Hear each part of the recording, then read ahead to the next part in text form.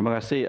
Soalan yang sama saya membangkitkan kepada Timbalan Menteri Pendidikan, iaitu TVET itu adalah di bawah Kementerian Manusia ke, Sumber Manusia ke, atau di bawah Kementerian Pendidikan? Adakah kita katakan banyak kementerian yang menjagakan TVET, yang adakah ini sebab dia TVET kita tidak boleh berjaya? Terima kasih. Terima kasih Yang Berhormat Senator. Untuk makluman, memang terdapat 12 kementerian yang yang ada TVET ini, pendidikan TVET ini. 12 kementerian.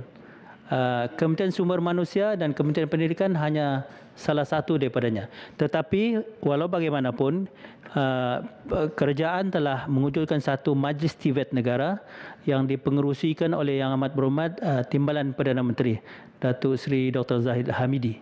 Dan di sinilah kita cuba selaraskan semua program-program yang melibatkan TVET ini, dan kita cuba optimalkan penggunaan bajet yang sebelum ini lebih kurang 6.7 bilion yang dibelanjakan hanya untuk mengurus pendidikan TVET negara. Jadi kita harap dengan pengujudan Majlis TVET negara ini, kita akan cuba menyelaras setiap kementerian ini supaya tidak timbul daya saing ataupun duplication dengan izin di antara kursus-kursus yang ditawarkan. Jadi ini yang kita cuba usahakan. Okey, terima kasih Yang Senator. Satu yang dipertua, Yang Berhormat Senator Tan Sri Muhammad Fatmi bin Cik Saleh menyarankan agar kerajaan menetapkan dasar pengambilan pekerja asing yang lebih telus. Kerajaan mengambil maklum akan saranan tersebut. Untuk makluman Dewan Yang Mulia, kerajaan telah menetapkan dasar pengambilan pekerja asing adalah berasaskan prinsip pengambilan yang adil, fair recruitment, berpandukan dengan izin ILO General Principles and Operational Guidelines for Fair Recruitment. Prinsip pengambilan yang adil ini diterapkan di dalam memorandum persefahaman dengan negara-negara sumber yang menggariskan bahawa pengambilan dilaksanakan mengikut lunas undang-undang negara, standard perburuhan antarabangsa dan menghormati hak asasi manusia. Prinsip pengambilan adil ini mengandungi elemen-elemen progresif dan amalan baik yang bertujuan untuk membangunkan satu kerangka pengambilan, penggajian dan penghantaran pulang pekerja asing. Prinsip pengambilan yang adil turut menekankan peranan dan tanggungjawab kerajaan negara sumber dan negara penerima, agensi pekerjaan swasta kedua-dua negara, majikan dan pekerja asing dengan jelas dan telus. Satu yang dipertua, akhir kata saya mengucapkan terima kasih kepada semua ahli-ahli yang berhormat yang telah membangkitkan pertanyaan dan mengemukakan cadangan kepada Kementerian Sumber Manusia semasa perbahasan usul Rang Undang-Undang Perbekalan tahun 2023 peringkat dasar ini. Kementerian amat menghargai segala cadangan, keprihatinan dan teguran yang telah dikemukakan, dan Kementerian akan mengambil tindakan yang sewajarnya. Sekian, terima kasih. Terima kasih Yang Berhormat Tuan Mustafa bin Sakmun, Timbalan Menteri Sumber Manusia. Sekarang saya menjemput Yang Berhormat Tuan Lukas Nisman bin Awang Sauni. Dipersilakan. Terima kasih Datuk Yang Dipertua. Assalamualaikum warahmatullahi wabarakatuh. Salam Malaysia Madani. Terlebih dahulu saya ingin mengucapkan setinggi-tinggi penghargaan dan terima kasih kepada 16 ahli-ahli yang berhormat senator yang telah mengambil bahagian dalam perbahasan ke atas rang undang-undang perbekalan tahun 2023, dan ini sekaligus menunjukkan keprihatinan ahli-ahli yang berhormat senator terhadap isu kesihatan di negara kita ini. Dengan jumlah masa yang diperuntukkan kepada saya akan menjawab 35 isu yang perlu saya jawab pada hari ini. Maka saya ingin memohon untuk meringkaskan teks ucapan saya dan menjawab bagi isu-isu yang dibangkitkan oleh ahli-ahli yang berhormat senator yang berada di dalam Dewan pada ketika ini. Bagi ahli-ahli yang berhormat senator yang tiada di dalam Dewan ini atau isunya tidak sempat dijawab, saya akan berikan jawapan secara bertulis. Kepada Yang Berhormat Senator Datuk Kesavadas anak lelaki Achutan Nai, berkenaan tentang status kertas putih kesihatan. Untuk makluman Yang Berhormat Datuk Senator Kesavadas dan juga isu yang sama dibangkitkan oleh Yang Berhormat Senator Dr. Wan Martina binti Wan Yusof, pembangunan kertas putih kesihatan sedang berada di fasa akhir dan dijangka akan dibentangkan di Parlimen pada sidang Parlimen yang akan datang. Kertas putih kesihatan ini adalah sebuah dokumen kerajaan yang menggariskan status semasa jurang dan kekangan sistem kesihatan kita. Kertas ini mencadangkan penyelesaian secara berfasa merangkumi reformasi berstruktur daripada segi penyampaian, perkhidmatan, pembiayaan, tabir urus dan organisasi dalam tempoh 15 tahun. Untuk maklumat tambahan Yang Berhormat Senator, KKM bersama Yang Berhormat Menteri akan mengadakan sesi libat urus bersama pegawai-pegawai untuk mendapatkan feedback yang terakhir sebelum kita membentangkan kertas putih mengikut wilayah-wilayah yang akan kita lawat seperti Sabah, Sarawak, wilayah tengah, selatan dan juga utara Semenanjung Malaysia. Yang Berhormat Senator Datuk Kesavadas turut mencadangkan penyelarasan kos rawatan antara fasiliti swasta dan awam. Untuk makluman Yang Berhormat Senator, kos rawatan adalah tertakluk kepada pelbagai faktor termasuk kos pembangunan dan kos operasi. Caj rawatan di fasilitis awam adalah tertakluk kepada subsidi kerajaan dan fasilitis swasta adalah mengikut kuasa pasaran ataupun market force dengan izin. Namun demikian, untuk mewujudkan sebuah ekosistem penyampaian perkhidmatan kesihatan secara holistik yang melibatkan sektor awam dan swasta, KKM akan terus meneliti mengenai perkara ini. KKM juga menghargai cadangan Yang Berhormat Senator agar KKM mewujudkan kolaborasi jangka panjang antara KKM dan sektor kesihatan swasta. Dimaklumkan bahawa menerusi kertas putih kesihatan yang akan dibangunkan oleh KKM, usaha kolaborasi yang efektif antara sektor awam dan swasta juga dicadangkan bagi memperluaskan akses rakyat kepada perkhidmatan kesihatan sekaligus mewujudkan sebuah ekosistem penyampaian perkhidmatan kesihatan yang holistik. Yang Berhormat Senator Datin Hajah Ros Suryati binti Alang berkenaan fasilitis dan peralatan klinik kesihatan yang daif. Yang Berhormat Senator menyentuh mengenai sama ada klinik kesihatan KKM mampu menampung keperluan kesihatan rakyat memandangkan masih terdapat banyak fasilitis kesihatan awam yang lama dan uzur. KKM mengakui bahawa terdapat banyak usaha yang perlu dilaksanakan oleh KKM bagi menampung keperluan rakyat terutamanya melibatkan keadaan klinik dan peralatan yang uzur. Oleh yang demikian, pada tahun 2023, KKM telah menerima peruntukan pembangunan sebanyak 30,597,990 dan akan digunakan melaksanakan perolehan 3,978 unit peralatan perubatan daripada pelbagai kategori bagi fasiliti-fasiliti kesihatan primer di seluruh negara. Bagi kekurangan anggota kesihatan pula, permohonan penjawatan tambahan juga akan terus dipohon pada setiap tahun bagi memastikan perkhidmatan kepada rakyat dapat dipertingkatkan di masa yang akan datang.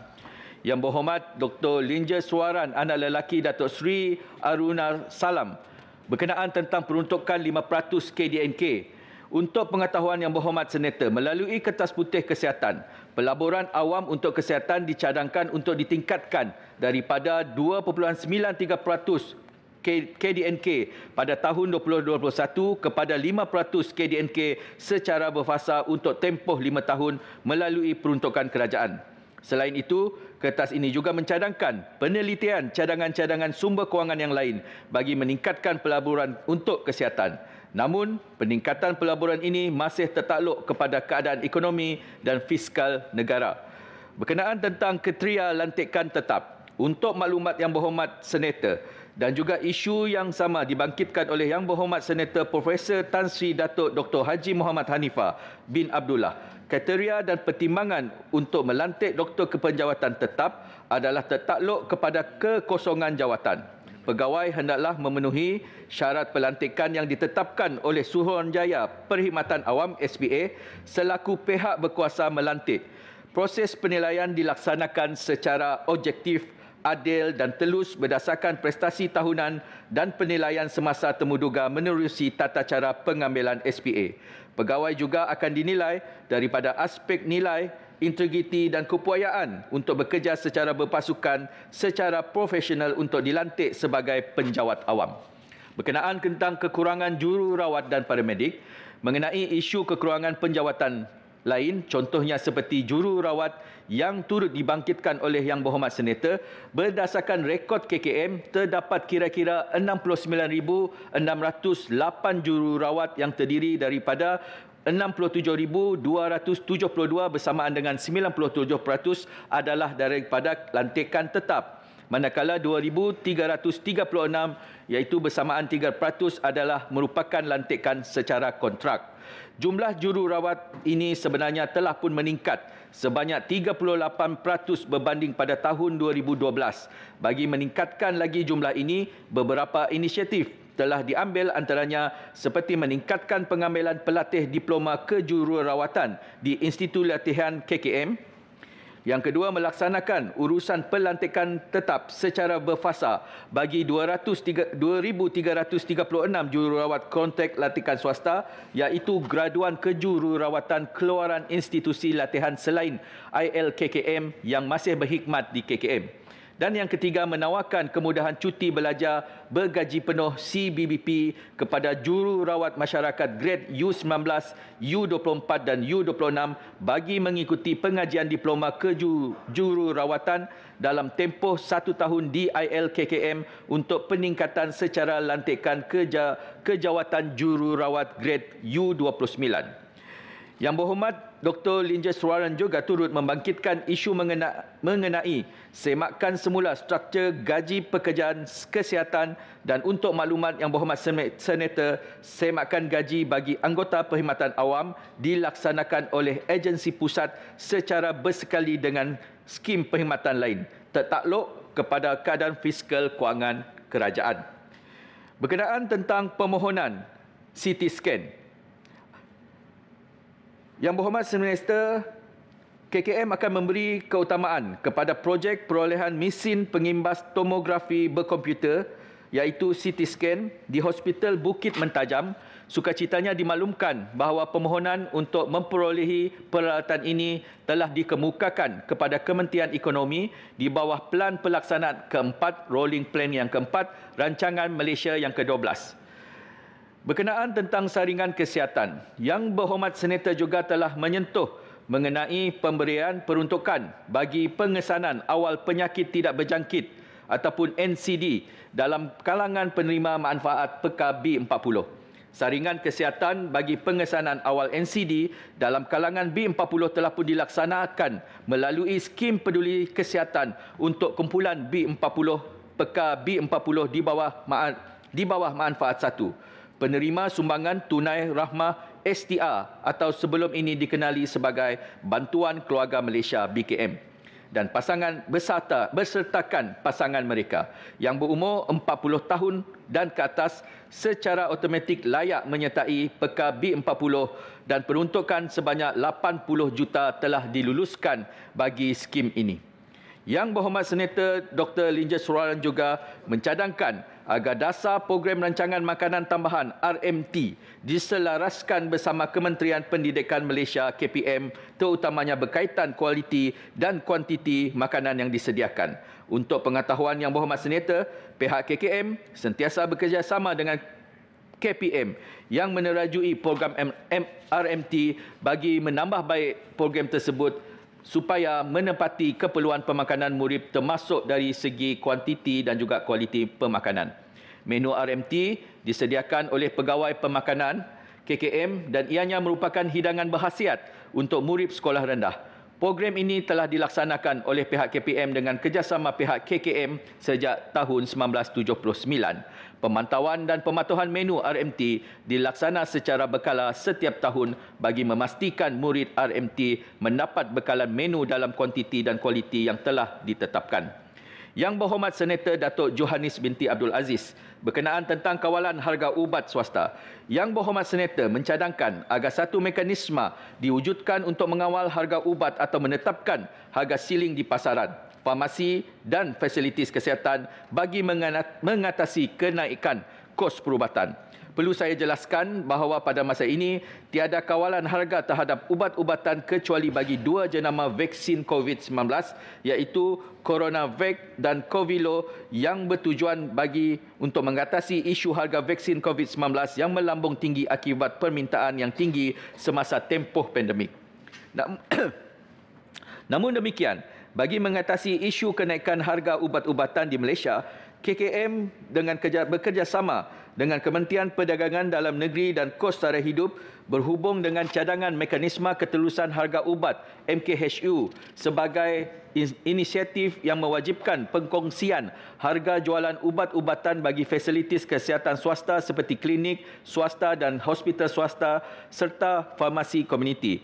Pelaksanaan inisiatif ini bakal memperkasakan pengguna untuk membuat pilihan bermaklumat dalam pembelian ubat-ubatan, menggalakkan persaingan dalam industri seterusnya, membolehkan pengguna mendapatkan ubat dengan harga yang berpatutan.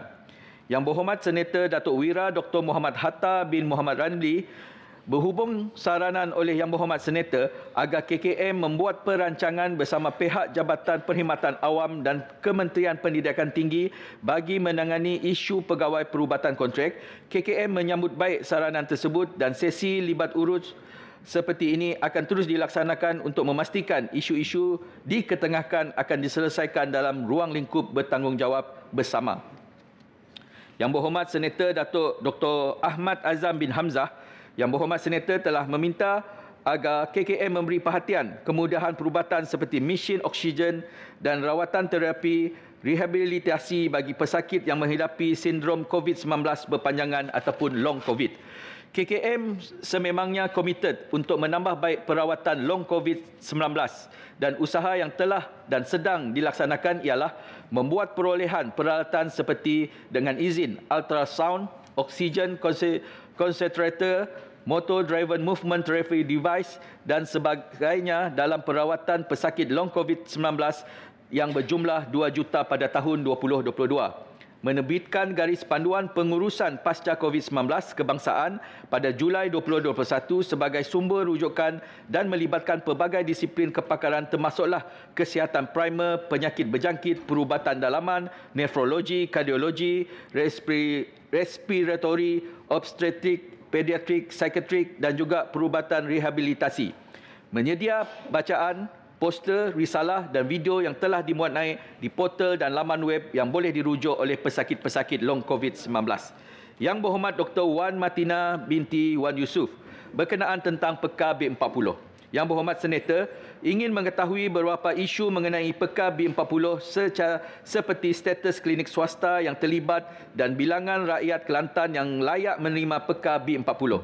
Berhubung bilangan rakyat di Kelantan yang layak menerima bantuan Peka B40 pada tahun ini seramai 412,472 individu di negeri Kelantan layak menerima bantuan Peka B40 dan sehingga 29 Mac 2023 92,534 individu telah menjalani saringan Peka B40 sejak program ini dilancarkan pada April 2019. Sehingga Mac 2023, terdapat sebanyak 84 buah klinik swasta yang telah berdaftar di bawah Peka B40 di negeri Kelantan. Perkhidmatan saringan ini juga ditawar oleh 104 buah klinik kesihatan bagi meningkatkan capaian kepada golongan B40 di negeri tersebut. Bagi klinik swasta yang ingin mendaftar untuk melakukan saringan Peka B40, tempoh kelulusan bagi setiap permohonan adalah kurang 2 minggu tertakluk kepada kelengkapan maklumat dan dokumen yang dihantar untuk pendaftaran. Dan juga untuk maklumat-maklumat dan juga data berkenaan tentang klinik-klinik yang menyediakan saringan, bolehlah pergi melawat ke laman sesawang Peka B40. Lantikan Pegawai Perubatan Kontrak Ketetap UD43. Lantikan Pegawai Perubatan Kontrak Ketetap. Untuk maklumat Yang Berhormat Senator Doktor, pada tahun 2021 dan 2022, seramai 3,466 pegawai perubatan lantikan kontrak telah dilantik tetap ke grade UD43. tangga gaji kontrak yang dilantik tetap dengan grade permulaan UD ini sebenarnya adalah setara dengan gaji UD 44, iaitu gaji minimum pada 3,611 dan jumlah keseluruhan emolumen bulanan adalah sebanyak 5,711. Manakala emolumen maksimum pula adalah sebanyak 12,660. Mengenai kajian semula kadar allowance seperti yang dibangkitkan oleh Yang Berhormat Dr. Wan Matina dan juga isu yang sama dibangkitkan oleh Yang Berhormat Senator Dr. Sivaraj, KKM telah mengemukakan cadangan kenaikan kadar allowance atas panggilan tetap ataupun on call kepada agensi pusat pada tahun 2022. Walau bagaimanapun, kerajaan berpandangan bahawa kadar semasa yang diterima oleh pegawai masih bersesuaian. Berkenaan tentang kebajikan doktor kontrak, Yang Berhormat Senator Dr. Wan Matina telah bertanya mengenai bentuk sokongan yang diberikan kepada doktor-doktor kontrak yang ingin membuka klinik sendiri.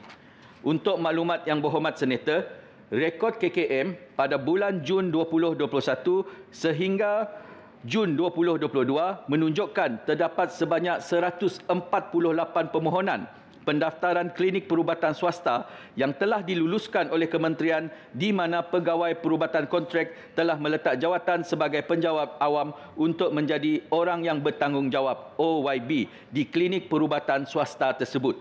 Beberapa langkah juga telah dilaksanakan oleh KKM bagi memberikan sokongan kepada pengamal perubatan kontrak yang ingin membuka klinik persendirian ataupun klinik swasta di bawah Akta 586 setelah mereka tamat tempoh kontrak, antaranya adalah meminda polisi berkaitan nisbah bilangan OYB kepada bilangan klinik swasta, bekerjasama dengan Malaysian Productivity Corporation MPC bagi menerbitkan guidebook on setting up and running a private medical clinics in Malaysia yang akan dilancarkan kelak, memberikan kelonggaran kepada pengamal perubatan kontrak untuk tidak melengkapkan khidmat wajib selama 2 tahun dalam mana-mana perkhidmatan awam. Berkenaan tentang kebajikan doktor kontrak gaji dan allowance, Yang Berhormat Senator Dr. Wan Matina juga bertanyakan sama ada terdapat inisiatif kerjasama agar pegawai perubatan dan pergigian yang tamat kontrak diberikan tawaran kerja dalam sektor swasta dengan skim gaji setara sektor awam. Untuk maklumat Yang Berhormat Senator, seperti mana kelaziman amalan syarikat swasta yang lain, jawatan yang ditawarkan oleh hospital swasta adalah tertakluk kepada keperluan pasaran ataupun market demand dengan izin dan kekosongan jawatan. Dalam hal ini, gaji yang ditawarkan oleh sektor swasta adalah tertakluk kepada pasaran dan keupayaan kewangan pihak hospital swasta yang berkenaan. Berkenaan tentang promosi pemakanan sihat, Yang Berhormat Senator ada menyentuh mengenai promosi program pemakanan sihat dan keupayaan program seperti ini untuk mengurangkan penyakit tidak berjangkit dalam kalangan rakyat Malaysia. Antara program pemakanan sihat yang telah dijalankan oleh KKM adalah promosi pemakanan sihat ibu hamil, bayi dan kanak-kanak bawah umur 5 tahun seperti promosi penyusuan susu ibu, inisiatif hospital rakan bayi dan klinik rakan bayi. Promosi pemakanan sihat di taska, prasekolah, tabika dan sekolah seperti pembentukan dan pemantauan menu standard di taska, prasekolah dan asrama, pelaksanaan hidangan berkhasiat di sekolah HITS, pemantauan penjualan makanan dan minuman di kantin sekolah serta pelaksanaan inisiatif membudayakan pengambilan air kosong. Promosi yang ketiga adalah promosi pemakanan sihat dalam kalangan orang dewasa merangkumi penyajian hidangan berkhasiat di premis makanan seperti pengiktirafan kafeteria sihat dan My Meal. Latihan kepada pengusaha makanan untuk meningkatkan pengetahuan pemakanan dan penyediaan makanan secara sihat melalui latihan catering sihat. Selain itu, bagi memastikan hidangan semasa mesyuarat dan majlis rasmi, inisiatif penyajian hidangan sihat semasa bermesyuarat PHSSM turut dilaksanakan di kesemua kementerian. Promosi pemakanan sihat di peringkat komuniti seperti dapur sihat masyarakat, pusat maklumat pemakanan dan program pemakanan sihat di pasar raya di samping aktiviti memperkasakan masyarakat. Seterusnya adalah penyebaran maklumat pemakanan turut dipergiatkan menggunakan platform sosial media iaitu Nutritionist KKM di sosial media seperti Facebook, Instagram, TikTok dan juga YouTube. Aplikasi telefon pintar MyNutri Diary 2 bagi membantu pengguna memantau pengambilan kalori harian berdasarkan makanan dan minuman yang diambil. Dan yang terakhir, promosi pemakanan sihat melalui kempen pemakanan seperti kempen suku-suku separuh, kempen minum air kosong, kempen makanan buah dan sayur, kempen kurangkan gula serta sambutan bulan pemakanan di samping turut giat mengadakan ceramah dan pameran pemakanan. Melalui pelaksanaan program promosi pemakanan yang dijalankan ini, KKM berjaya memperlahankan kadar kenaikan prevalen penyakit tidak berjangkit NCD seperti mana yang dilaporkan melalui hasil kajian NHMS yang dijalankan secara berkala. Prevalen kejadian hipertensi menunjukkan penurunan iaitu daripada 32.7% pada 2011 kepada 30.3% pada 2015 dan seterusnya 30% pada 2019. Prevalen diabetes pula menunjukkan tren kenaikan yang agak perlahan iaitu daripada 11.2% pada tahun 2011 kepada 13.4% pada 2015 dan kepada 18.3% pada 2019. Tren peningkatan yang agak perlahan juga dapat dilihat bagi kejadian obesiti dan kelebihan berat badan dalam kalangan rakyat Malaysia dewasa.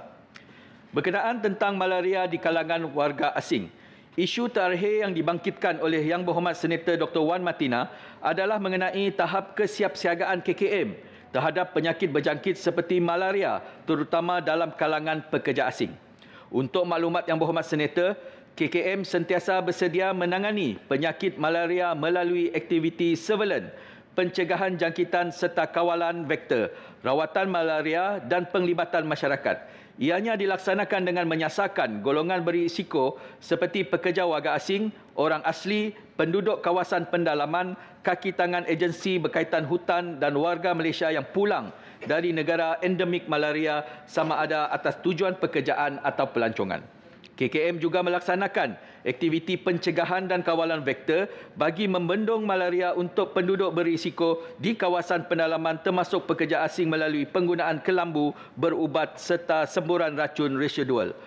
KKM juga menjalankan inisiatif penglibatan masyarakat dengan melantik duta malaria dalam kalangan pekerja asing di sektor berisiko malaria bagi membantu KKM menyalurkan maklumat tentang kehadiran pekerja baru untuk dibuat saringan malaria. KKM juga mengambil langkah proaktif dengan mengadakan kerjasama dengan pihak pengurusan ladang bagi menangani risiko jangkitan malaria melibatkan pekerja asing. Pihak pengurusan ladang memberi bantuan dengan menyediakan fasilitis kemudahan pengangkutan, pembelian kelambu dan juga memberi bantuan kepada pasukan kesihatan dari pejabat kesihatan daerah bagi menjalankan aktiviti saringan malaria dalam kalangan pekerja mereka dan melaksanakan aktiviti pencegahan serta kawalan malaria. Yang Berhormat Datuk Muhammad Hishamuddin bin Yahya berkenaan tentang kesesakan Hospital Putrajaya. Yang Berhormat Senator memaklumkan bahawa Jabatan Kecemasan Hospital Putrajaya sesak dan bertanya sama ada KKM mempunyai perancangan membina sebuah lagi hospital di Putrajaya bagi menampung jumlah pesakit yang meningkat. Untuk maklumat Yang Berhormat Senator, kadar penggunaan katil di Hospital Putrajaya yang berkapasiti 605 buah katil adalah pada tahap sederhana iaitu 66% sahaja. Selain Hospital Putrajaya, penduduk Putrajaya boleh mendapatkan perkhidmatan kesihatan di Hospital Cyberjaya, Hospital Serdang dan Hospital Sultan Abdul Aziz Shah UPM yang terletak dalam lingkungan 15 km dari Putrajaya. Pada masa ini nisbah katil bagi setiap 1,000 penduduk, bed population ratio bagi kawasan Putrajaya adalah 8.27 katil di mana nilai ini melebihi nisbah purata 2.07 katil bagi seluruh Malaysia. Oleh itu, Hospital Putrajaya dan rangkaian hospital yang terletak berdekatan Putrajaya masih mampu menampung keperluan kesihatan penduduk di sekitarnya. Untuk maklumat Dewan, bagi masyarakat ataupun rakan-rakan kita di Sarawak agak malang sedikit. Kalau kita lihat untuk Cyberjaya, Putrajaya hanya dalam ruang lingkup 15 km, tetapi kalau apa yang berlaku di Sabah dan Sarawak dan juga mungkin di Pahang dan Kelantan, jarak hospital yang terdekat agak jauh, sekitar 70, ada yang sekitar 200 km. Maka keperluan untuk membina hospital ini kita akan memberikan pertimbangan yang sewajarnya, dan fokus kita kali ini adalah untuk mengoptimiskan penggunaan hospital dan juga klinik kesihatan di bawah KKM. Yang berhormat Senator Profesor Tan Sri Datuk Dr. Haji Muhammad Hanifah bin Abdullah, berkenaan tentang penjawatan. Yang berhormat Senator telah membangkitkan isu berkenaan jawatan baharu yang diwujudkan di hospital awam, dan yang kedua, peruntukan yang diterima bagi menambah penjawatan doktor dan penstrukturan semula di hospital. Untuk maklumat yang berhormat Senator, pada 19 Januari 2022, kerajaan telah memutuskan untuk mewujudkan sebanyak 4,186 jawatan tetap tambahan bagi tahun 2022 untuk tujuan melantik pegawai perubatan, pegawai pergigian dan pegawai farmasi. Selain itu, sebanyak 1,500 penjawatan tetap diwujudkan bermula tahun 2023 sehingga 2025 bagi jawatan pegawai perubatan, pegawai pergigian dan pegawai farmasi. Manakala sebanyak 800 penjawatan tetap pakar perubatan dan 70 pakar pergigian diwujudkan di KKM pada setiap tahun mulai 2023 bagi menampung keluaran pakar perubatan tetap. Dan juga seperti yang diumumkan oleh Perdana Menteri dalam sesi pemberitahuan waktu pertanyaan PMQT Dewan Rakyat semalam pada 4 April, kerajaan komited untuk menyerap 12,800 pegawai perubatan kontrak secara lantikan tetap dalam tempoh 3 tahun bermula tahun 2023. Pada tahun 2023, sebanyak 2.6 bilion diperuntukkan bagi menampung pembayaran emolumen kaki tangan kontrak melibatkan lebih kurang 39,000 orang pegawai daripada pelbagai skim perkhidmatan. Sebagai tambahan, sebanyak 1.72 bilion dasar baru lagi diperuntukkan bagi menampung tambahan emolumen melibatkan pelantikan tetap pegawai perubatan, pegawai pergigian dan pegawai farmasi seperti pewujudan jawatan baru untuk pelbagai skim perkhidmatan bagi fasilitis baru. Yang berhormat Datuk Dr. Dominic Lau, berkenaan tentang perkhidmatan geriatrik. Yang berhormat Senator membangkitkan mengenai persediaan KKM bagi menghadapi keadaan Malaysia yang sedang menuju kepada negara tua menjelang tahun 2023, dan secara langsung menyentuh mengenai perkhidmatan geriatrik di Malaysia termasuk peruntukan yang disediakan. Pada masa ini, perkhidmatan geriatrik menerima peruntukan mengikut keperluan dan peningkatan pesakit setiap tahun, di mana peruntukan tersebut merupakan sebahagian daripada peruntukan yang diberikan kepada perkhidmatan perubatan dalaman di Hospital KKM. Oleh yang demikian, tiada izin saya mencela Tuan Yang di-Pertua. Oh, okey. Salam Timbalan Menteri. 2030 Malaysia adalah negara tua. Jadi tadi Timbalan Menteri ada memberitahu sedikit mengenai geriatrik. Saya ingin tahu apa yang Kementerian Kesihatan lakukan untuk pastikan kita bersedia untuk menampung mereka yang warga emas ketika 2030 sampai waktu kita suntuk sudah. Saya ingin tahu bagaimana kita boleh menyokong dari segi geriatrik seperti Alzheimer's dan juga demensia. Terima kasih. Okey, terima kasih Yang Berhormat Senator. Berkenaan tentang isu perkhidmatan geriatrik, kita sedang berusaha untuk meningkatkan jumlah hospital-hospital yang menawarkan perkhidmatan geriatrik. Dan juga pada ketika ini, di dalam jawapan saya kepada Senator Dr. Dominic ini juga, kita juga turut menyediakan, memaklumkan kepada masyarakat umum, KKM turut melatih dan juga melatih penjaga wagak emas. Dan juga pada setakat ini, sejak tahun 2013, kita telah mempunyai pelatih-pelatih ataupun penjaga wagak emas ini berjumlah 19,702 penjaga wagak emas yang telah dilatih. Dan selain daripada itu, kita juga turut mengadakan program-program awareness dengan izin untuk persiapan kita untuk kesedaran masyarakat umum bahawa kita akan menuju ke arah negara tua menjelang 2030.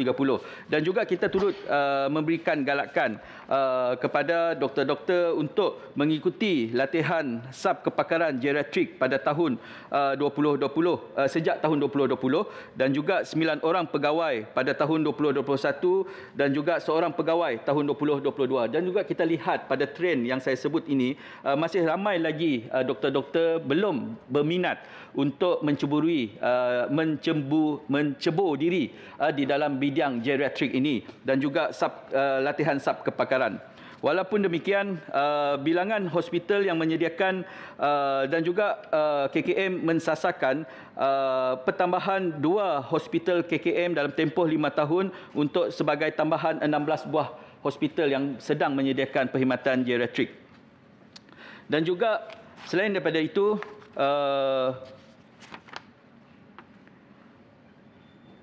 mohon mencela. okey. Okey. Saya Dominic, yang tadi Timbalan Menteri jawab soalan saya. Tetapi yang bimbangkan kita seperti jawapan daripada Kementerian Kesihatan itu, pakar geriatrik itu di KKM pada masa ini hanya 33 pegawai saja. Yang ini kita bimbang kerana sampai 2030 hanya berapa tahun saja? 7 tahun saja. Dan sekarang kita ada 33 pegawai saja. So kita nak tahu apakah usaha daripada Kementerian Kesihatan untuk mempercepatkan, memperbanyakkan pakar-pakar tersebut. Terima kasih.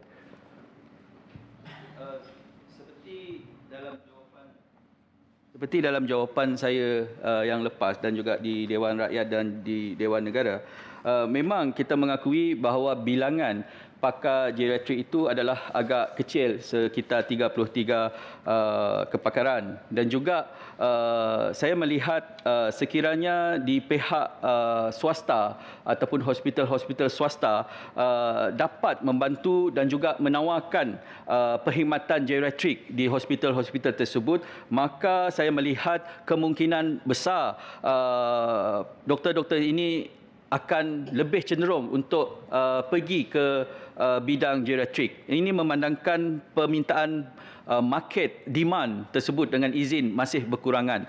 Maka disebabkan itulah angka 33 itu adalah merupakan angka semasa dan juga kita sedang berusaha untuk menawarkan latihan kepada doktor-doktor untuk mendapatkan kepakaran tersebut.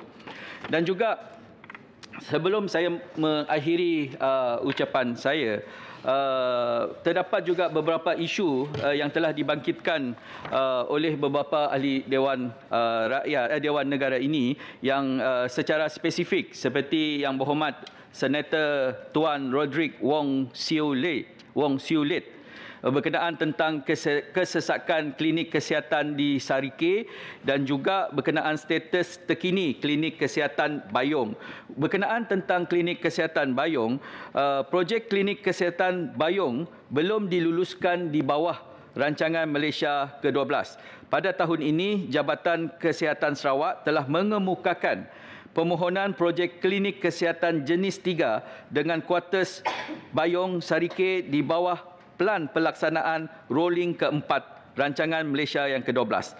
Tapak yang dicadangkan adalah di Lot 286 Blok 121 Sarike Land District yang berkeluasan 3.448 hektar ataupun 8.62 ekar yang telah diluluskan oleh Ibu Pejabat Tanah dan Survey Sarawak. Dan juga berkenaan pertanyaan Yang Berhormat Datuk Arman Azhar Abu Hanafiah berkenaan kekurangan tempat letak kereta. Sememangnya isu tempat letak kereta ini merupakan isu yang sangat popular dan kerap ditanya oleh wakil-wakil rakyat. Dan juga jawapan bagi pertanyaan ini adalah inisiatif yang dirancang bagi mengatasi kekurangan tempat letak kereta adalah dengan melaksanakan outsourcing dengan izin melalui penawaran kepada syarikat swasta untuk menguruskan tempat letak kereta hospital, kolaborasi dan juga kerjasama untuk menggunakan tempat letak kereta pihak PBT ataupun syarikat swasta, memperkenalkan valet parking di hospital, menggalakkan penggunaan pengangkutan awam, mempertimbangkan penyediaan tempat letak kereta bertingkat secara usaha sama dengan pihak swasta. Dan juga sebagai tambahan, bagi reka bentuk hospital dan juga klinik kesihatan di bawah KKM pada masa hadapan, kita juga akan turut mempertimbangkan reka bentuk tempat letak kereta. Mohon mencelah Timbalan Menteri, bagaimana dengan hospital lawas di Sarawak dan juga hospital di pedalaman Long Busang yang terbengkalai semasa COVID dan dikatakan kos dia telah digunakan tetapi setakat rangka saja di klinik Long Busang. Terima kasih. Terima kasih Yang Berhormat. Berkenaan tentang klinik swasta, berkenaan tentang klinik lawas dan juga klinik Long Busang, walaupun saya tidak mempunyai jawapan yang khusus berkenaan tentang klinik Long Busang tersebut, kita akui bahawa klinik tersebut sedang sakit tenat. Kita akui dan juga proses untuk menamatkan kontraktor telah dijalankan dan kita akan melihat semula bagaimana kaedah yang terbaik untuk kita menyelamatkan klinik Long Busang tersebut. Sama juga dengan klinik lawas, klinik tersebut juga dalam status klinik yang sakit, projek yang sakit, dan juga kita memantau dengan teliti pembinaan klinik lawas tersebut dan juga proses pembinaan sedang berjalan dan juga kita berharap agar klinik ini tidak lagi berdepan dengan masalah-masalah pembinaan. Saya ingin meneruskan sedikit lagi. Berapa lama dia perlu? Tak sampai 3 minit, Tuan. Boleh. Okey. Kepada Yang Berhormat YB Datuk Senator Datuk Lim Peh Hen berkenaan tentang Hospital Sultanah Aminah Johor Bahru yang dinaik taraf, beberapa projek telah dijalankan iaitu blok baru Jabatan Patologi yang akan siap pada tahun 2023, kerja-kerja naik taraf sistem kejuruteraan, sistem pencegahan kebakaran dijangka siap pada tahun 2025, cadangan blok pusat rawatan harian dan klinik pakar akan dimulakan sebaik saja kerja-kerja awalan melibat penilaian skop dan skop projek ini dimuktamadkan pada akhir tahun 2023. Kerja naik taraf wad ICU Selatan yang terbakar di HSAJB yang telah siap pada tahun 2020 dan pada masa yang sama kementerian sedang mengkaji pelan pembangunan Hospital Sultanah Aminah dan seluruh kawasan Johor Bahru untuk perancangan fasilitis yang lebih baik dan holistik. Berkenaan tentang pertanyaan Yang Berhormat Senator Puan Suzan Cemarai Anding dan juga Yang Berhormat Senator Tuan Haji Aziz bin Arifin. Berapakah jumlah klinik daif yang terdapat di Sarawak? Jawapannya adalah di Sarawak terdapat 144 buah klinik mempunyai struktur bangunan kayu atau separa kayu serta sebanyak 45 buah klinik berusia lebih daripada 50 tahun. Berapakah peruntukan yang akan disalurkan bagi membaiki klinik daif di Sarawak? Sebanyak RM8,640,045 telah diperuntukkan pada RP1 dan RP2 sebanyak 1.7 juta bagi kerja penambahbaikan naik taraf bangunan dan juga sebanyak RM10,220,000 telah diluluskan dalam rancangan Malaysia ke-12 RP3 yang akan dilaksanakan pada tahun 2023. Permohonan dalam RMK ke-12 RP4 bagi penaikan naik taraf klinik di Sarawak adalah sebanyak RM18,670,000 bagi pelaksanaan tahun 2024.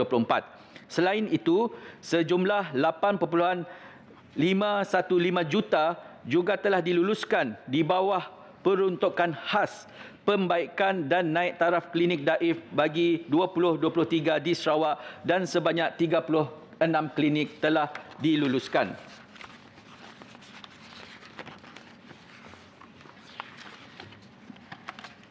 Datuk Yang di-Pertua, saya bagi pihak KKM mengucap penghargaan dan terima kasih kepada kerajaan kerana telah menyediakan sejumlah peruntukan sebanyak 36.33 bilion dan peruntukan ini merupakan kedua terbesar yang diterima berbanding kementerian lain. KKM komited bagi memastikan peruntukan yang diterima ini menjadi pelaburan terpenting untuk membina masyarakat yang sihat dan produktif ke arah menjayakan Malaysia Madani. Dalam ruang masa yang singkat ini, masih terdapat juga persoalan-persoalan yang mungkin boleh dibangkitkan oleh Yang Berhormat Senator di persidangan yang akan datang. Dalam kesempatan ini juga, saya ingin mengucapkan jutaan terima kasih kepada kesemua ahli-ahli Yang Berhormat Senator yang sentiasa prihatin dengan isu-isu kesihatan negara, dan tidak dilupakan juga warga kerja Kementerian Kesihatan Malaysia yang sentiasa bertungkus lumus menyediakan semua teks-teks jawapan dan pergulungan sepanjang mesyuarat persidangan Parlimen kali ini. Sekian saja daripada saya. Terima kasih Tuan Yang di-Pertua.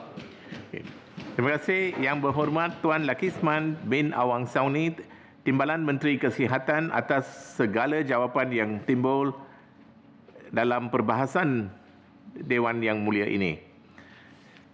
Sekarang saya menjemput Yang Berhormat Tuan Steven Sim Kong, Timbalan Menteri Kewangan. Sila dipersilakan.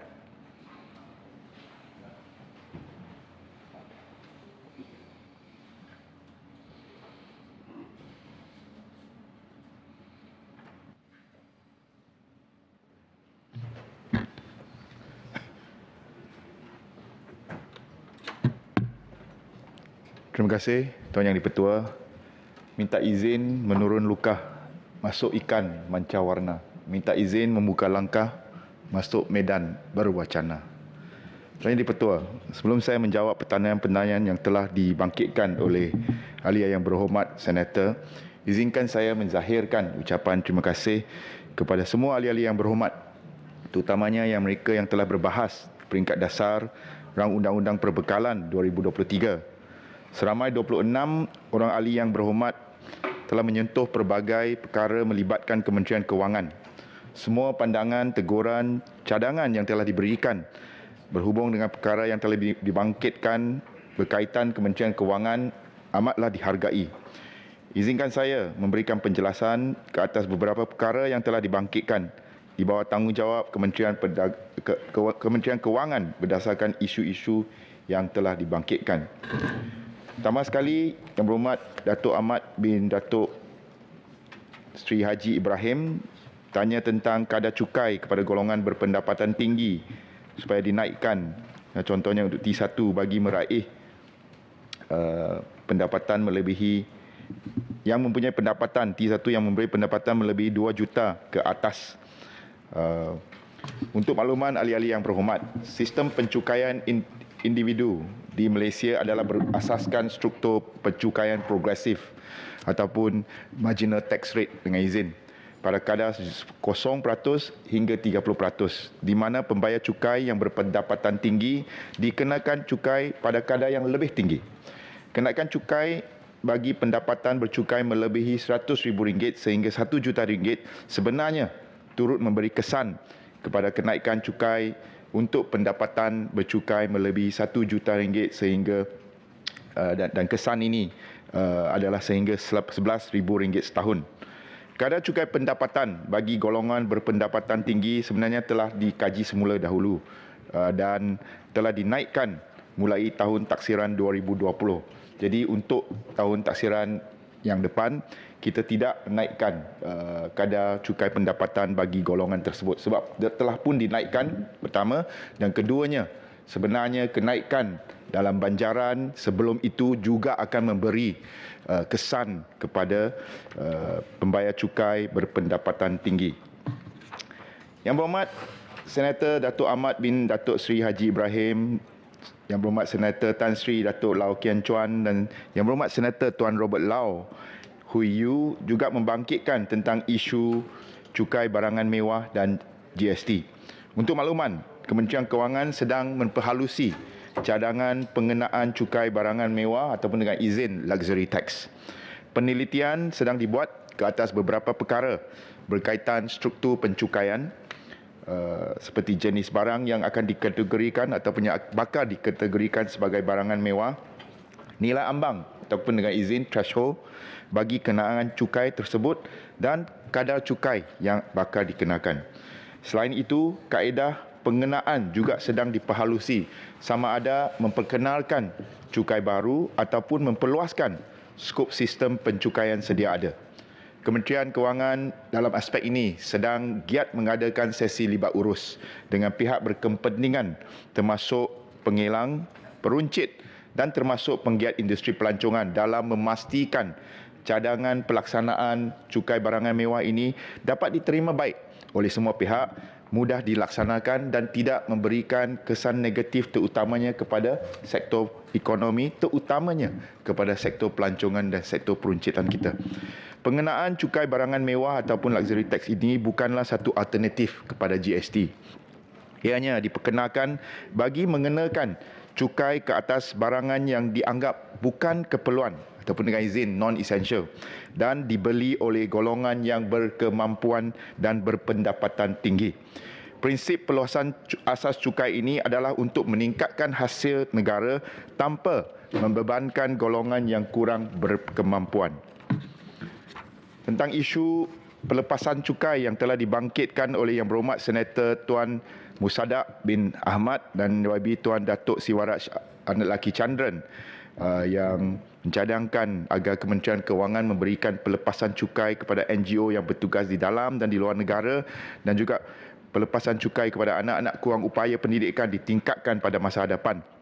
Berdasarkan peruntukan semasa di bawah subsection 44/6 Akta Cukai Pendapatan 1967, NGO yang tidak bermotifkan keuntungan semata-mata boleh diberi kelulusan pengecualian cukai ke atas pendapatan sumbangan atau derma yang diterima.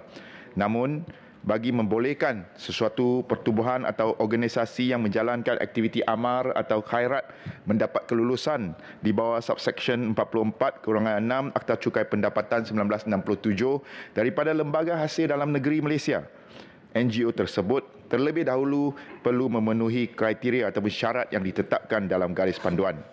Bagi aktiviti amar yang dijalankan di luar negara, NGO perlu mendapatkan kelulusan daripada Kementerian Kewangan memandangkan dana yang diterima merupakan dana sumbangan orang awam.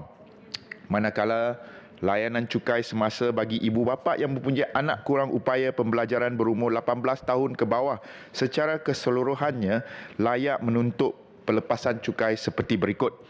Perbelanjaan bagi pemeriksaan dan rawatan pemulihan bagi anak kurang upaya seperti autism, attention deficit hyperactivity disorder ADHD, global development delay GDD, intellectual disability Down syndrome dan specific learning disability terhad sehingga RM4,000.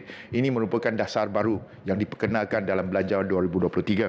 Selain itu, ada juga pelepasan cukai bagi anak kurang upaya yang belum berkahwin dan telah disahkan secara bertulis oleh Jabatan Kebajikan Masyarakat sebagai seorang yang kurang upaya. Dibenarkan penolakan sebanyak RM6,000 dan perbelanjaan bagi pembelian peralatan sokongan asas dibenarkan potongan sehingga RM6,000 untuk kegunaan anak kurang upaya. Pencerahan Yang Berhormat, saya habiskan perenggan ini dulu. Kesimpulannya, jumlah pelepasan cukai yang boleh dituntut ibu bapa ke atas anak-anak kurang upaya pembelajaran adalah sehingga RM16,000 tertakluk kepada syarat bahawa ibu bapa hendaklah melakukan perbelanjaan tersebut.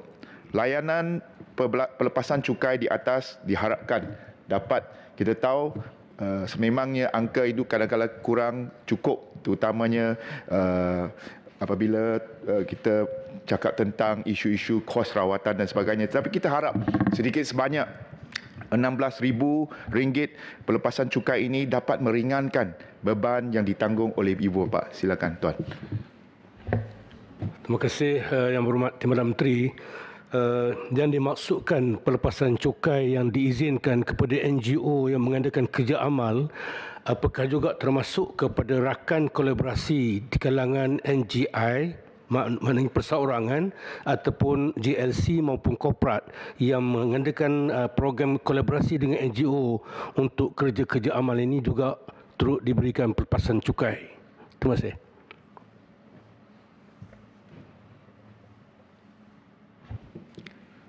Sesuatu NGO ataupun sesuatu badan kalau diberi status pelepasan cukai, maka itu adalah status yang khas yang diberikan oleh MOF, maka penderma ataupun penyumbangnya layak. Tetapi organisasi tersebut atau NGO tersebut terlebih dahulu perlu mendapatkan status untuk pelepasan cukai tersebut.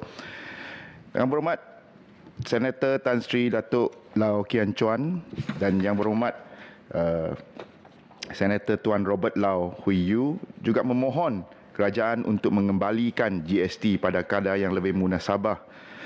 Untuk makluman ahli yang berhormat, kerajaan belum bercadang untuk memperkenalkan semula GST seperti mana yang telah diumumkan oleh Yang Amat Berhormat Perdana Menteri semasa membentangkan Belanjawan 2023. Sebarang perubahan dasar berkaitan cukai akan memberikan kesan bukan sahaja kepada ekonomi secara amnya tetapi juga kepada kos sara hidup rakyat. Pada masa ketika rakyat setengah bergelut dengan pelbagai cabaran kos sara hidup dalam fasa pemulihan pasca krisis pandemik COVID-19 ini, termasuk kadar inflasi yang dari aspek makanan yang agak tinggi iaitu sebanyak 5.8% pada tahun 2022. Ini bukan masa yang sesuai untuk pengenalan semula GST. Senator Datuk Tan Sri Datuk Lau Kian Chuan juga menyatakan bahawa perusahaan mikro, kecil dan sederhana PMKS mengalu-alukan pengurangan kadar cukai ke atas pendapatan bercukai yang pertama, banjaran pertama sebanyak 2%. Tetapi mohon untuk nilai cukai ambang ataupun threshold disemak semula supaya lebih tinggi kepada 1 juta ataupun paras ambang semasa 600,000. Untuk makluman ahli yang berhormat, kerajaan senantiasa menjalankan semakan kadar cukai PMKS seperti menurunkan kadar cukai sebanyak 1 mata peratusan daripada 18% kepada 17% pada tahun taksiran 2019 bagi pendapatan bercukai 500,000 yang pertama. Bagi tahun taksiran 2020 pula dan seterusnya, kerajaan telah menaikkan threshold ataupun nilai ambang 500,000 tersebut kepada 600,000 bagi syarikat dengan modal berbayar 2.5 juta ke bawah dan pendapatan kasar 50 juta ringgit. Setelah mengambil kira kesusahan perniagaan terutamanya selepas menghadapi tempoh pandemik COVID-19 secara 2 tahun serta cabaran ekonomi semasa, dalam Belanjawan 2023 tersebut, Yang Amat Berhormat Menteri Kewangan telah mengumumkan penurunan kadar cukai pendapatan kepada PMKS sebanyak 2 mata peratusan daripada 17% kepada 15% bagi banjaran pendapatan pertama iaitu RM150,000. Langkah ini mensasarkan lebih 150,000 PMKS yang kebanyakannya mempunyai pendapatan bercukai tidak tinggi. Dan langkah ini memberikan penjimatan kepada PMKS tersebut sehingga RM3,000 dan dianggarkan akan meletakkan semula dengan izin to put into the sector penjimatan sebanyak 250 juta. Ini jelas menunjukkan bahawa kerajaan sentiasa memandang berat dan prihatin terhadap PMKS, terutamanya di dalam memastikan sektor ini terus berdaya saing serta mendapat perhatian supaya boleh berkembang menjadi lebih besar. Dan kerajaan komited, bagi menjawab soalan senator tadi, kerajaan komited untuk terus memantau dan mengkaji dari masa ke semasa cadangan-cadangan yang diberikan terhadap isu ini. Cukai makmur yang telah dibangkitkan oleh Yang Berhormat Senator Datuk Hussein bin Awang tentang kenapa cukai makmur tidak diperkenalkan dalam pembentangan bajet baru-baru ini. Apakah rasionalnya cukai makmur dihapuskan dan adakah kerajaan akan memperkenalkan cukai lain dalam aspek ini yang untuk menggantikan cukai makmur. Untuk makluman ahli-ahli yang berhormat, antara inisiatif cukai yang telah diumumkan dalam Belanjawan 2023 dan dilaksanakan dalam Belanjawan 2022 dan dilaksanakan untuk meningkatkan hasil adalah pengenaan cukai makmur, iaitu cukai pada kadar 33% secara one-off ke atas syarikat dengan pendapatan bercukai melebihi 100 juta ringgit bagi tahun taksiran 2022. Cukai tambahan sebanyak 9% hanya dikenakan kepada baki pendapatan bercukai melebihi 100 juta ringgit. Kerajaan ketika itu, ketika pembentangan Belanjawan 2021 itu, telah bersetuju bahawa pengenaan cukai makmur sememangnya memberikan impak kepada hasil cukai negara, dan juga kerajaan berjanji bahawa cukai makmur ini adalah bersifat one-off, dilaksanakan dengan objektif khusus bagi meningkatkan keupayaan negara dalam menghadapi krisis kesihatan pada masa tersebut. Maka dengan itu, janji walaupun oleh kerajaan terdahulu, kita berpegang kepada janji tersebut, cukai makmur tidak dilanjutkan. Untuk maklumat ahli-ahli yang berhormat juga, kerajaan mengambil perhatian berhubung cadangan pengenaan cukai khas ke atas syarikat monopoli dan oligopoli. Kerajaan sememangnya menjalankan kajian berterusan dalam meneliti secara menyeluruh satu sistem pencukaian yang lebih seimbang, lebih adil dan saksama supaya dapat menyokong dan meningkatkan kutipan hasil cukai negara, tetapi pada masa yang sama bukan saja tidak membebankan rakyat secara amnya, tetapi juga memberikan daya saing kepada sektor industri negara kita. Berkenaan dengan isu seterusnya, iaitu sumbangan tunai rahmah ataupun STR, Yang Berhormat Senator Tuan Abun Sui Anyit telah menyatakan bahawa terdapat kekangan-kekanan yang dihadapi oleh rakyat di pedalaman, terutamanya di Sabah dan Sarawak, tentang kaedah-kaedah penyampaian. Untuk makluman, izinkan saya terlebih dahulu memberikan sedikit info ataupun maklumat tentang STR ini. Kerajaan Perpaduan telah memperkenalkan sumbangan tunai rahmah ataupun STR yang menekankan pendekatan rahmah dalam membela nasib kumpulan kurang berkemampuan, terutamanya golongan rentan dan mudah terjejas.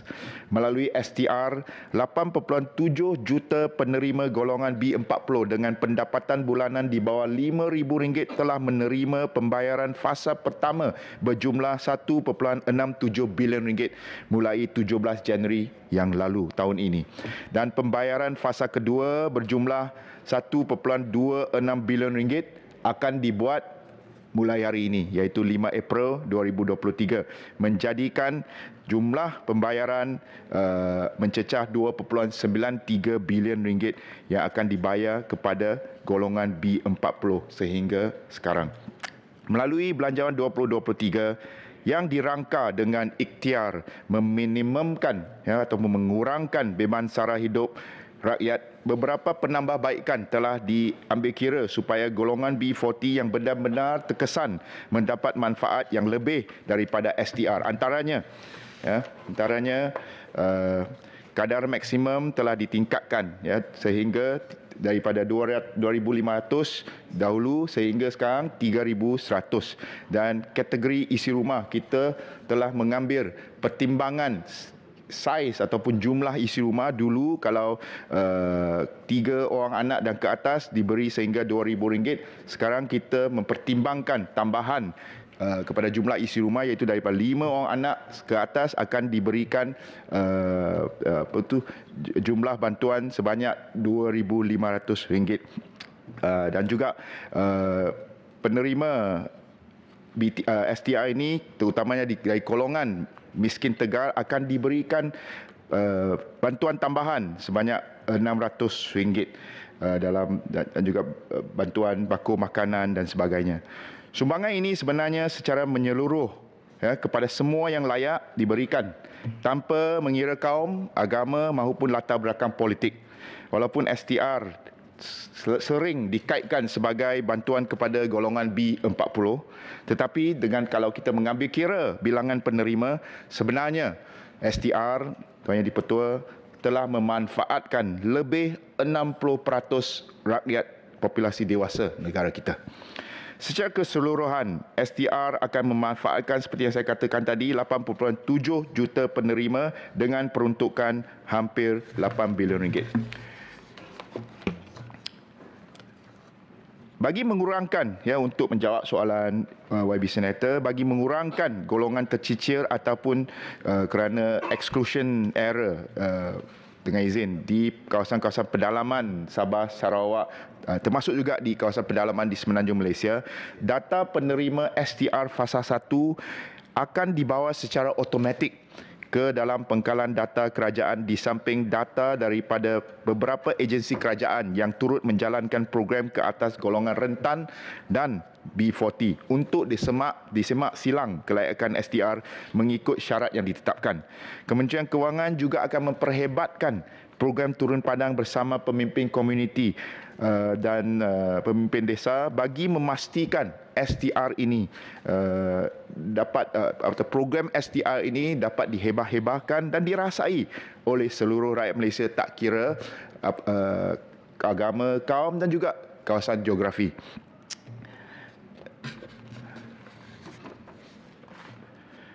Tentang mekanisme STR yang telah dibangkitkan oleh Yang Berhormat Senator Datuk Seri Hajah Zurainah binti Musa yang bertanya tentang asas penambahan kepada jumlah bantuan sebanyak RM600 dalam bentuk baku makanan dan sebagainya. Untuk makluman, rakyat Malaysia terutamanya miskin tegar amat terkesan, terutamanya dalam tempoh pasca pandemik ini. Justru sebagai antara pembaharuan yang saya sebut tadi untuk program STR bagi tahun 2023, kerajaan memperkenalkan kadar tambahan sebanyak RM600 kepada penerima isi rumah yang telah dikenal pasti berada dalam kategori miskin tegar. Sumbangan ini akan disalurkan dalam bentuk baku makanan dan juga secara voucher untuk barangan makanan asas bernilai RM100 bagi tempoh 6 bulan setiap bulan mulai Julai 2023. Kadar bayaran bulanan RM100 ini adalah selari dengan tinjauan yang telah dilakukan di beberapa pasaraya terpilih sekitar Lembah Kelang melibatkan purata kos harga barang asas antaranya beras, minyak masak, telur, tepung gandum, garam, gula dan gas memasak. Dengan wujudnya kadar tambahan kepada isi rumah miskin tegar ini, sebab ini adalah tambahan kepada bantuan yang diberi, menjadikan kadar maksimum STR meningkat kepada RM3,100 berbanding RM2,100 semasa pelaksanaan pada tahun 2022 yang lalu. Kerajaan sentiasa memantau situasi ini dan yakinlah bahawa dasar kerajaan baik dari segi bantuan tunai langsung maupun tidak langsung seperti subsidi keperluan asas adalah bertujuan memastikan kebajikan rakyat sentiasa terbela. YB Senator Datuk Noraini binti Idris mencadangkan supaya STR diberikan setiap 2 bulan berbanding 6 bulan terutamanya kepada golongan miskin. Untuk makluman Ahli Yang Berhormat, pembayaran STR tahun 2023 telah dijadualkan sebanyak 4 kali setahun melalui pengkreditan ke dalam akaun penerima yang telah didaftarkan. Penerima yang layak dan tiada akaun bank akan menerima bayaran secara tunai di cawangan Bank Simpanan Nasional BSN seluruh negara. Manakala penerima-penerima di kawasan pedalaman Sabah dan Sarawak yang tidak mempunyai akaun bank, kaedah pembayaran adalah secara tunai yang akan diselaraskan oleh Perbendaharaan Malaysia Sabah dan Sarawak. Isu seterusnya tentang peruntukan terlebih dahulu peruntukan kepada golongan korang upaya OKU yang telah dibangkitkan oleh Senator kita, YB Senator Datuk Dr. Ras Adiba binti Muhammad Razzi tentang peruntukan yang dibelanjakan untuk OKU di bawah inisiatif Jamin Kerja. Untuk makluman Dewan Yang Mulia ini, inisiatif Jamin Kerja terdiri daripada 3 komponen utama iaitu insentif penggajian jamin kerja, tawaran peluang pekerjaan bertempoh pendek ataupun dengan izin Malaysia Short Term Employment Program MyStep serta pelbagai program latihan dan peningkatan kemahiran. Setakat 31 Disember tahun 2022, insentif penggajian serta program peningkatan latihan dan kemahiran telah berjaya memberi manfaat kepada 8,000 OKU dengan perbelanjaan sebanyak 7.7 juta ringgit. Manakala bagi program MyStep pula, seramai 74 orang OKU telah berjaya ditempatkan di pelbagai kementerian dengan perbelanjaan sebanyak 1.6 juta ringgit. Bagi tahun 2023, kerajaan mensasarkan sebanyak 50,000 penempatan menerusi program MyStep serta menetapkan sasaran 1% daripada golongan OKU iaitu bersamaan 500 penempatan dengan anggaran peruntukan 13 juta ringgit. Selain itu, untuk memastikan kebajikan serta sokongan kepada golongan OKU dalam bidang pekerjaan, kerajaan menerusi insentif penggajian melalui Perkeso dengan menyediakan insentif kepada majikan yang menggaji golongan mudah terjejas seperti OKU, bekas banduan, gelandangan dan penganggur tegar melalui peruntukan keseluruhan sebanyak 130 juta ringgit. Pihak kerajaan akan terus berusaha dalam aspek ini. Saya sedar bahawa the take up rate dengan izin adalah rendah pada masa kini. Saya juga mohon tanggungjawab ini bukan saja kepada Senator Dr. Ras Asiba tetapi kepada semua kita untuk memberikan galakan dan memberikan permekasaan kepada golongan OKU untuk kembali ke pasaran kerja ataupun untuk menjadi peserta dalam program-program jamin kerja yang telah dilaksanakan oleh kerajaan. Senator. Saya mencela Yang di-Pertua. Terima kasih YB kerana menjawab dengan begitu baik sekali. Namun kita boleh memberi bajet dan sekian-sekian, namun 1% yang dikatakan penempatan ataupun peluang untuk pekerja OKU terutamanya di kerajaan masih tidak lepas. Saya rasa sehingga kini Yang Berhormat Timbalan Menteri hanya 4 saja kementerian yang dapat mencapai itu 1% untuk pengambilan OKU bekerja. Jadi saya sokong apa yang YB Timbalan Menteri katakan. Kita tidak boleh membuatnya seorang saja. Kita kena sama-sama bekerjasama untuk memastikan semua agensi kerajaan mengambil OKU untuk bekerja. Jangan bercakap saja dah ini 2023 cakap nak ambil 1%, tak ada pun. Jadi saya pohon kita bersama-sama lakukan ini untuk memperkasakan komuniti. Orang kurang upaya yang seperti rakan saya YB Azayah kata, orang kuat upaya, orang kuat usaha. Saya pohon diberikan penekanan itu semua kementerian untuk mengambil kami bekerja. Jangan kita bercakap saja. Talk is cheap dengan izinnya. Terima kasih Yang Berhormat Timbalan Menteri. Terima kasih Tuan Di-Pertua dan terima kasih Senator Ras Asiba. Saya nak merakamkan penghargaan saya kepada Senator kerana semasa saya di KBS, beliaulah antara paling lantang memperjuangkan atlet Paralimpik. Dan sekarang di MOF, beliau memperjuangkan nasib OKU dalam aspek pekerjaan. Saya minta merakamkan penghargaan kepada Yang Berhormat Senator. Rakan saya, Yang Berhormat Senator Tuan Amir bin Ghazali, tahniah atas pelantikan sebagai Senator orang Bukit Mertajam. Beliau memohon untuk kerajaan Kementerian Kewangan meneliti semula peruntukan yang diberi kepada NGO yang bertugas di barisan hadapan seperti AADK dan pemadam dan sebagainya. Saya menghargai keprihatinan Yang Berhormat Senator Amir terhadap usaha-usaha yang telah dijalankan oleh kerajaan melalui agensi anti dadah kebangsaan AADK dalam menangani isu penyalahgunaan dadah. Merujuk kepada cadangan Yang Berhormat Senator supaya Kementerian Kewangan menelitikan semula peruntukan kepada NGO yang bertugas sebagai barisan hadapan seperti pemadam. Sukacita saya di sini memaklumkan bahawa kerajaan telah membelanjakan sejumlah 1.57 juta ringgit untuk program usaha sama dengan NGO-NGO seperti pemadam dan badan-badan amar. Program-program bersama NGO tersebut dibiayai melalui peruntukan semasa AADK dan maklumat perbelanjaan adalah seperti berikut. Rawatan, perubatan dan pemulihan sebanyak hampir 700,000 iaitu daripada tahun 2020 sehingga Mac 2023 dan bagi program pencegahan pula sebanyak lebih kurang 879 ataupun hampir 880,000 ringgit dari tahun 2022 hingga Mac 2023. Pelbagai usaha dan program bersama dengan NGO-NGO telah dijalankan dan bakal dijalankan. Ini termasuk kempen-kempen mendidik dan meningkatkan kesedaran masyarakat tentang ancaman gejala penyalahgunaan dadah. Jadi saya terima kasih kepada YB Tuan Senator atas keprihatinan tersebut. Tentang lebihan peruntukan yang tidak digunakan yang telah dibangkitkan oleh Yang Berhormat Senator Datuk Seri Hajah Zurainah binti Musa, Senator YB Puan Nurita binti Suar dan Senator YB Datuk Siwaraj Laki Chandran. Sama ada mereka bertanya sama ada peruntukan yang tidak habis atau tidak sempat digunakan itu dipulangkan kepada Kementerian Kewangan semula dan adakah perbelanjaan mereka akan dikurangkan pada tahun seterusnya.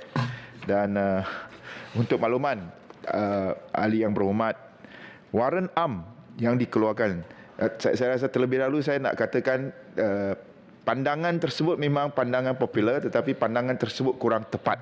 Ya.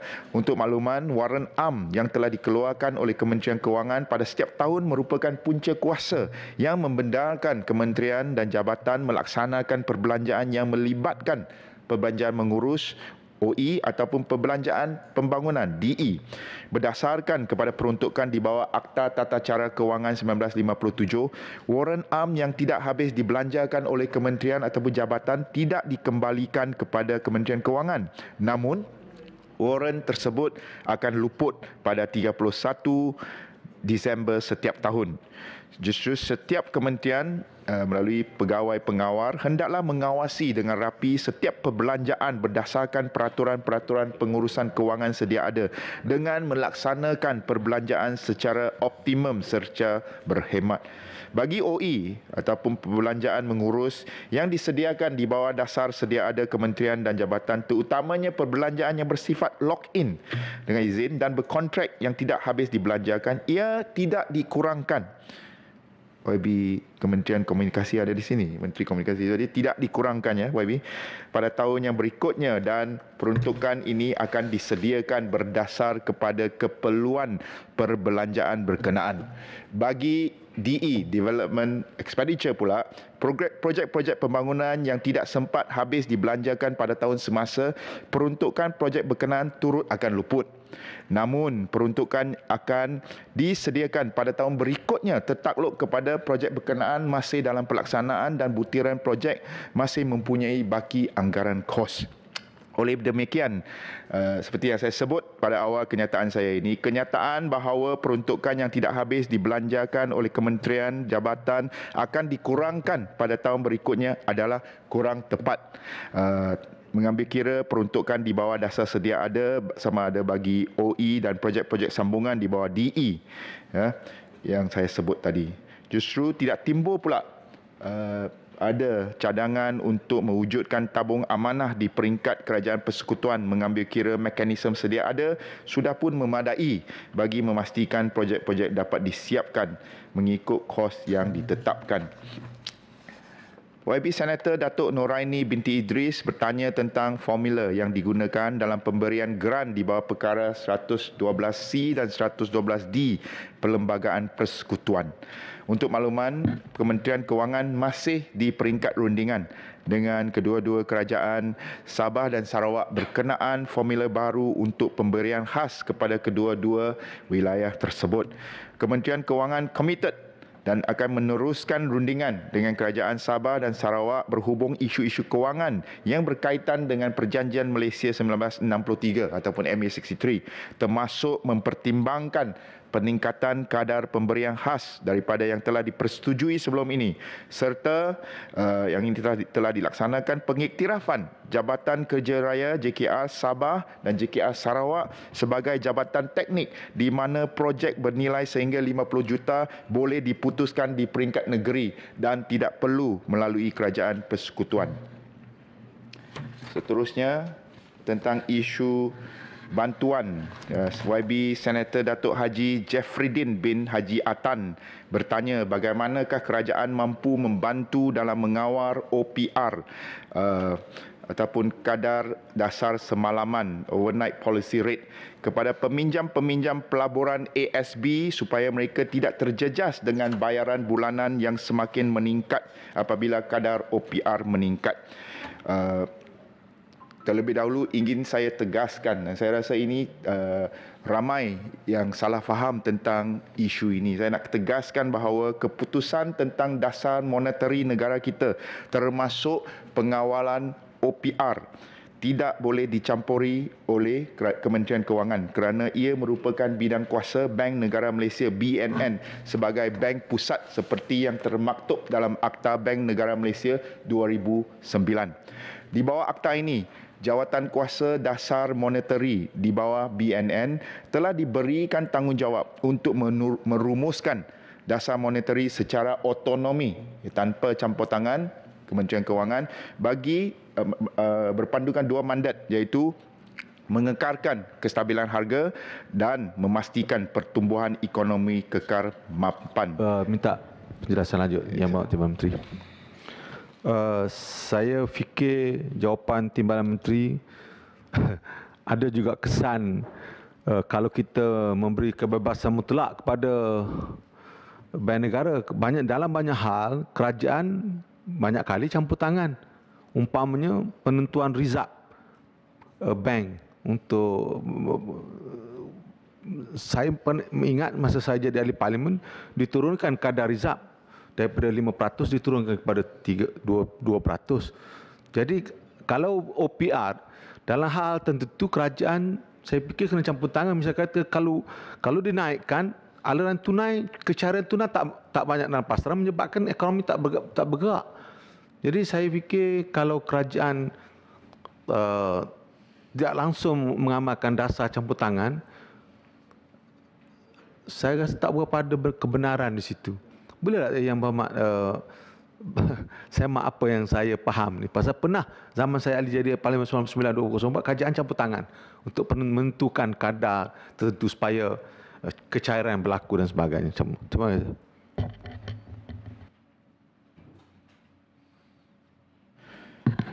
Sudah menjadi amalan dunia bahawa dasar monetary dikawal oleh bank pusat tanpa campur tangan. Ini berlaku di negara-negara di dunia.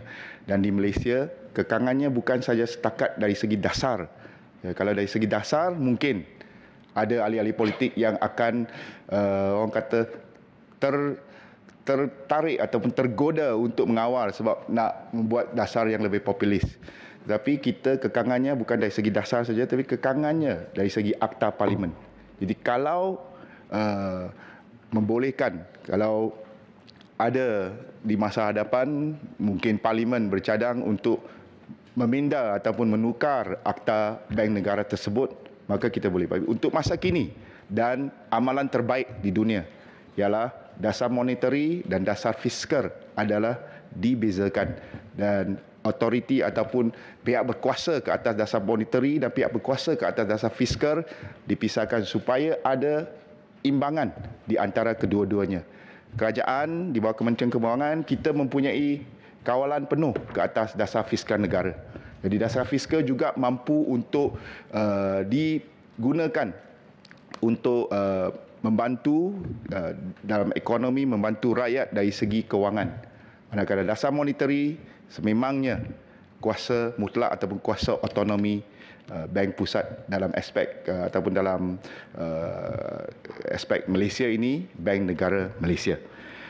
Saya teruskan, sebenarnya saya belum jawab lagi soalan senator tadi. Kos pinjaman bagi pinjaman sedia ada yang berkadar terapung termasuk pembiayaan bagi tujuan pelaburan ASB akan meningkat selari dengan pelarasan OPR yang kini berada pada tahap 2.75%. Dan saya nak sebut di sini juga, kita perlu memberi keyakinan kepada pegawai-pegawai bank negara kita yang diketuai oleh Governor Bank Negara untuk membuat pertimbangan yang sesuai berdasarkan keadaan ekonomi. Jadi sebenarnya OPR pada masa kini kita masih lebih rendah daripada zaman pra-pandemik, iaitu lebih kurang 3% pra-pandemik, dan pada masa kini 2.75%. Selain pinjaman, kadar faedah yang lebih tinggi juga mempengaruhi simpanan pendeposit. Pulangan yang lebih tinggi berikutan peningkatan OPR akan memberikan manfaat kepada penyimpan pada semua peringkat umur, tak kira muda atau tua, termasuk pesara dan individu yang bergantung kepada pendapatan faedah untuk menampung perbelanjaan harian mereka. Walaupun saya ingin menekankan, walaupun kos pinjaman dan pembayaran balik mungkin meningkat, tetapi prospek pertumbuhan ekonomi dan pasaran pekerjaan yang lebih baik dijangka memainkan peranan dalam membantu memelihara keupayaan peminjam termasuk untuk membayar hutang, termasuk untuk tujuan tadi, pembayaran semula, pembiayaan ASB. Justru kenaikan OPR bukan saja meningkatkan kos peminjaman tetapi juga meningkatkan pulangan simpanan bagi para pendeposit. Secara langsung hal ini ataupun perkara ini menggalakkan individu menambah simpanan bagi membina semula penampanan kewangan mereka yang telah terjejas akibat COVID-19. YB Senator Datuk Ahmad bin Datuk Seri Haji Ibrahim menyeru kerajaan memikirkan cara seperti mana manfaat golongan B40 dinikmati, yang dinikmati oleh B40 dapat diteruskan ataupun dapat dilanjutkan kepada golongan M40 yang turut terjejas, terutamanya pada tempoh pasca pandemik ini. Yang berhormat dalam Dewan Yang Mulia ini, pendekatan belanjawan 2023 adalah secara keseluruhannya bersifat menyeluruh dan memastikan tiada satu golongan yang akan tercicir. Semua golongan dibantu melalui pelbagai mekanisme. Sekiranya bukan dari segi bantuan kewangan, mereka akan dibantu menerusi kaedah-kaedah lain seperti kemudahan pembiayaan, insentif serta langkah pencukaian yang bersesuaian. Dalam belanjawan kali ini, pengurangan kadar cukai sebanyak 2 mata peratusan bagi 3 banjaran pendapatan bercukai melibatkan banjaran pendapatan lebih daripada RM35,001 sehingga RM100,000 dianggarkan dapat menambah pendapatan boleh guna ataupun disposable income dengan izin sehingga RM1,300 setahun kepada hampir 2.4 juta pembayar cukai. Sebagai tambahan, kerajaan juga bersetuju memberi pelepasan cukai bagi perbelanjaan rawatan perubatan iaitu dinaikkan dari RM8,000 sehingga RM10,000 dan pelepasan cukai bagi premium insurans nyawa ataupun caruman takaful hayat sehingga RM3,000 yang akan turut diperluaskan kepada simpanan secara sukarela bagi KWSP. Kebanyakan pembayar cukai yang bakar menikmati manfaat-manfaat yang saya sebut tadi itu adalah dari golongan M40. Pembayar cukai individu juga layak mendapat pelepasan cukai sehingga lebih kurang RM90,000 daripada 21 jenis pelepasan cukai yang telah disediakan. Bukan itu saja, kerajaan turut mengumumkan penurungan, sebenarnya tadi dah sebut, saya pun tak ada ulang lah, pengurangan kadar cukai PMKS dalam banjaran RM150,000 yang pertama. Dan seperti yang kita sedia maklum, ramai penggiat dalam sektor PMKS ini adalah terdiri daripada golongan M40. Ini sekaligus membantu meningkatkan pendapatan mereka apabila mereka mendapat penjimatan daripada cukai sehingga RM3,000 di bawah sistem pencukaian PMKS tersebut. PMKS juga antara yang banyak dibantu dengan kemudahan pinjaman dan pembiayaan sehingga hampir RM40 bilion untuk mereka memperkasa dan membina semula perniagaan mereka selepas pandemik ini. Bantuan-bantuan lain seperti subsidi petrol, minyak masa dan sebagainya dinikmati oleh semua lapisan masyarakat, tak kira lah M40 ke B40 tanpa kira jenis kumpulan pendapatan. Berpaksikan semangat keterangkuman dan nilai-nilai bandani, kerajaan akan terus memperbagaikan kaedah pengagihan bantuan yang sesuai supaya tiada satu pun golongan yang merasa terpinggir ataupun terabai.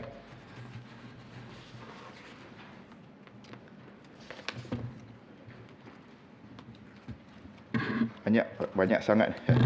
Yang berhormat, Senator Tuan Suruandi bin Saad bertanya tentang peruntukan besar, bagaimanakah belanjawan 2023 dapat memanfaatkan rakyat Malaysia serta ke arah manakah masa depan Malaysia. Apakah perbelanjaan terbesar ini mempunyai faktor penarik ataupun wow factor? Ini ayat daripada Tuan Senator Tuan Surandi tadi.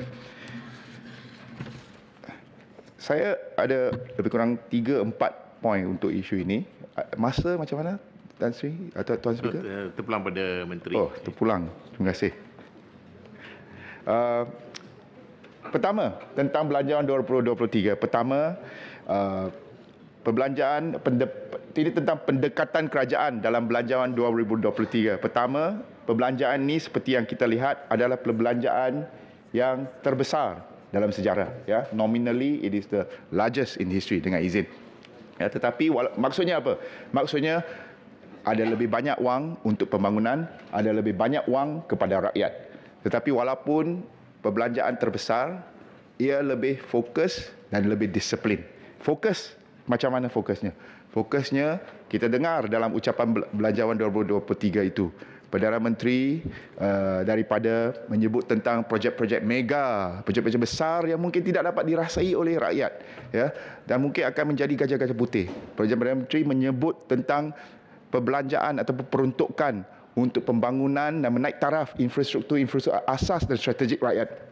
Contohnya, klinik-klinik daif, hospital-hospital, sekolah-sekolah daif, pusat penjaja, pusat perniagaan, waima, lubang jalan disebut. Ini merupakan projek-projek infrastruktur asas. Jadi fokus belanjawan yang lebih besar ini, terbesar ini adalah kepada infrastruktur asas dan infrastruktur strategik, pembesaran lapangan-lapangan terbang yang menjadi penjana, ya, pemacu kepada pembangunan ekonomi wilayah kita. Lebih besar, lebih fokus dan lebih disiplin. Ya, walaupun perbelanjaan besar tetapi lebih disiplin. Kita lihat bahawa kerajaan berjaya mengurangkan kadar defisit daripada 5.6% pada tahun lalu kepada 5.0% untuk belanjawan 2023 ini, dengan komitmen untuk mengurangkan defisit seterusnya sehingga 3.2% pada tahun 2025. Kerajaan juga komited dalam aspek disiplin fiskal untuk memperkenalkan Akta Tanggungjawab Fiskal pada tahun ini juga untuk mewujudkan kestabilan makroekonomi, mengawal paras hutang serta memastikan belanjawan yang lebih mampan. Itu pertama. Keduanya, belanjawan 2023 ini juga bertujuan untuk membina semula golongan M40 yang sebenarnya amat terjejas dalam 2-3 tahun pandemik ini. Kita dapat lihat angka-angka statistik bahawa pendapatan golongan M40 ini telah menurun sebanyak lebih 50%. Dan 20% daripada golongan M40 semasa tempoh pandemik telah pun orang kata berhijrah dengan paksa, bukan dengan rela, berhijrah ke golongan B40. Jadi kita sedar bahawa golongan M40 yang merupakan antara pemacu utama ekonomi negara, mereka merupakan pengguna yang akan berbelanja di pasaran, mereka merupakan sebahagian besar pekerja di negara kita. Kerajaan sedar pentingnya untuk membina semula golongan M40 ini. Justru belanjawan 2023 mempunyai pelbagai program. Tadi dah sebut beberapa program, terutama dari segi pencukaian untuk memperkasa dan membina semula golongan M40.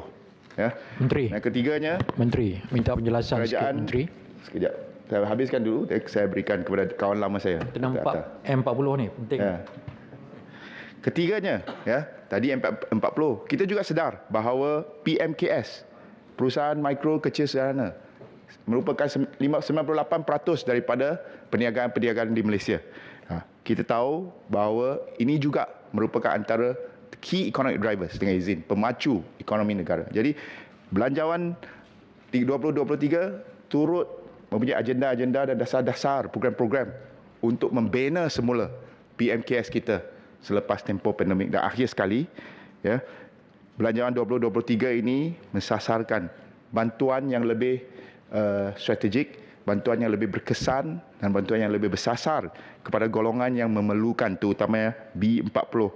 Dari segi STR, kita dah sebut, ditambah baik, diperluaskan, memberi pertimbangan kepada saiz isi rumah, memberi pertimbangan kepada keadaan inflasi, keadaan ekonomi negara semasa dan sebagainya. Bukan sahaja untuk golongan B40 ini, kita bukan saja memberikan bantuan terus melalui cash transfer program, bantuan tunai, tetapi kerajaan memperkenalkan satu dasar bukan saja memberi ikan tetapi dasar memberi joran dalam program inisiatif pendapatan rakyat ataupun IPR. Ya, kita bertujuan bukan saja hanya memberi bantuan tunai, tapi kita nak golongan yang kurang mampu ini diperkasakan supaya mereka mampu menjana pendapatan sendiri. YB, boleh mencela? Mungkin Senator Dr. Hatta dulu. Terima kasih Timbalan Menteri. Terima kasih Yang Di-Pertua Dewan. Oleh kerana kita mempunyai satu jumlah wang yang sebegitu, memberi kepada satu kelompok akan mengurangkan portion untuk kelompok yang lain. Selama ini kita menumpukan kepada B40.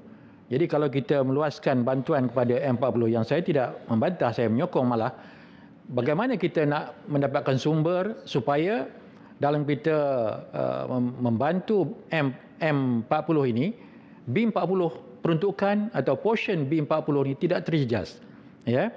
Adakah dengan kita menambah pendapatan ataupun dengan seperti disebut oleh Menteri tadi, meningkatkan disiplin dalam urusan keuangan kita supaya tidak berlaku ketirisan dan pembaziran seperti yang kita dimaklumkan sebelum ini. Apa pandangan Menteri?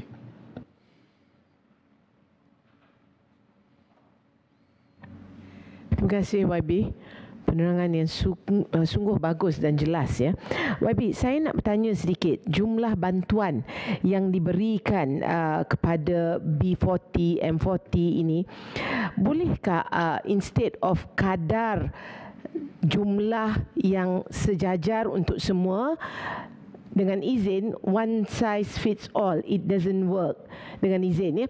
Sebab kalau kita lihat kawasan bandar seumpama di wilayah ini ya YB, mereka yang kadar kemiskinan ini teramat rendah, teramat tinggi sekali, dan juga jumlah yang diberikan itu tidak mencukupi.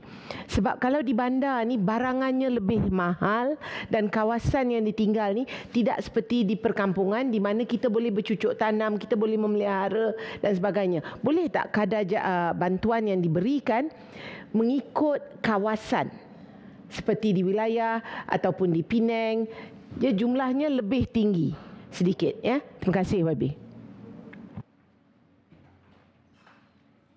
Terima kasih kedua-dua ahli yang berhormat, senator yang telah memberikan cadangan dan pandangan yang amat bernas. Saya jawab dulu Dr. Hatta, kawan lama saya. Saya setuju bahawa setiap dasar mempunyai trade-off, ya, trade-off. Jadi kadang-kadang kalau kita bagi lebih kepada A, mungkin B akan kurang.